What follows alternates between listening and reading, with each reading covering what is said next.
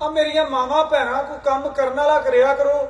ਆ ਨਿੱਕੇ ਨਿੱਕੇ ਬਾਲ ਅਜੇ ਕੱਲ ਆਂਡਿਆਂ ਚੋਂ ਨਿਕਲੇ ਨੇ ਤੇ ਇਹਨਾਂ ਨੂੰ ਤਿਆਰ ਸ਼ਿਆਰ ਕਰਕੇ ਜੁੰਮਾ ਪੜਨ ਮਸਜਿਦ ਹੀ ਘਲਾ ਦਿੰਦੀਆਂ ਅਜੇ। ਇਹਨਾਂ ਕੋ ਪੜਿਆ ਜਾਂਦਾ ਜੁੰਮਾ।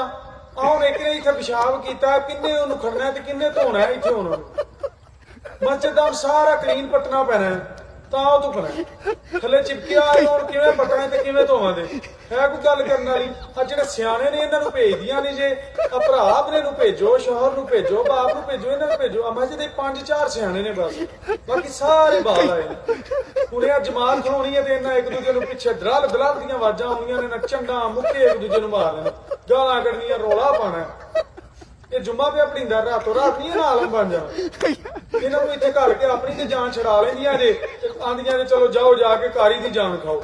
ਕਾਰੀ ਨੂੰ ਬਸ ਇਹੀ ਕੰਮ ਰਹਿ ਗਿਆ, ਇਹਨਾਂ ਨੂੰ ਇੱਥੇ ਬੈਗ ਧੋਈ ਜਾਏਗਾ ਤੇ ਇਹਨਾਂ ਨੂੰ ਹੀ ਸਾਂਭੇਗਾ। ਜੁੰਮਾ ਮੈਂ ਪੜਾ ਲਿਆ। ਫਿਰ ਕੋਈ ਕੰਮ ਕਰਨ ਵਾਲਾ ਕਰੋ ਨਾ ਤੁਸੀਂ ਵੀ, ਸਿਆਣਿਆਂ ਨੂੰ ਭੇਜੋ।